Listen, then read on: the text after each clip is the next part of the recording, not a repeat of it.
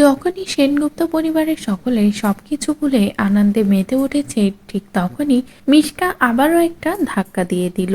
ছদ্মবেশে আবারও সেনগুপ্ত বাড়িতে চলে আসলো আর এসেই সূর্যের মুখোমুখি হলো।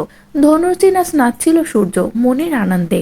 ঠাকুরের সামনে দাঁড়িয়ে নিজের ভাইয়ের সাথে যে আনন্দের তো কোনো সীমাই ছিল না, যেটা দেখে পরিবারের সকলেও ভীষণ খুশি হয়েছিল। কিন্তু সেই সূর্যই হঠাৎই যখন মিশকাকে দেখে মিশকার মুখ থেকে আই লাভ ইউ শুনে চিৎকার করে ওঠে, তখনই সকলেই ছুটে আসে সূর্যের কাছে। সকলে জানতে চায় সূর্যের কি হয়েছে। এদিকে সূর্য তো কাউকে কিছুই বলতে পারে না। সূর্য বুঝতে পারে এই মুহূর্তে যদি কিছু বলে তাহলে পুরো পরিবেশটাই নষ্ট হয়ে যাবে।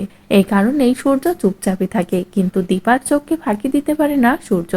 দীপা এসে যখনই সূর্যের কাছে সবটা জানতে চায়, তখনই সূর্য নিজেই বলে যে মিশকা এসেছিল। মিশকা নিজে এখানে এসেছিল।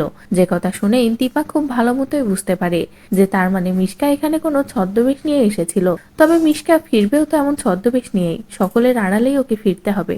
সবার সামনে গেলে যে ওকে সবাই চিনে ফেলবে, কিন্তু তার আগেই ওকে আমার হাতে নাতে ধরতে হবে বলেই দীপাও তাড়াহুড়ো করে বেরিয়ে পড়ে গাড়ি নিয়ে মিশকাকে ধরার জন্য। এমনকি মিশকা যখনই মাঝ রাস্তায় সূর্যের সাথে দেখা হয়েছে, সূর্যের ছোঁয়া পেয়েছে বলে আনন্দে নাচতে নাচতে যায়, ঠিক তখনই সেখানেই দীপা পৌঁছে যায়।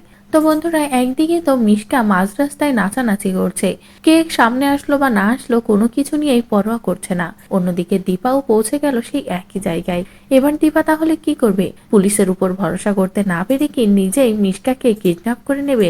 এমন কোনো কিছু করবে মিশকার সাথে যেখান থেকে মিশকাকে কেউ খুঁজে পাবে না? নাকি দীপা এবার নিজের এই প্ল্যানটা সাকসেস করতে তবলাকে ডাকবে, তবলাকে দিয়ে এই মিশকাকে কিডন্যাপ করিয়ে সকলের কাছ থেকে উধাও করে দেবে? আর সত্যি যদি দীপা এমন কিছু করে, মিশকার মতো মেয়ের সাথে যদি এমন কিছুই হয়, তাহলে সেটা দেখতে তোমাদের ঠিক কেমন লাগবে কমেন্ট করে জানাও। পরবর্তী আপডেট পেতে চ্যানেলটি সাবস্ক্রাইব করো।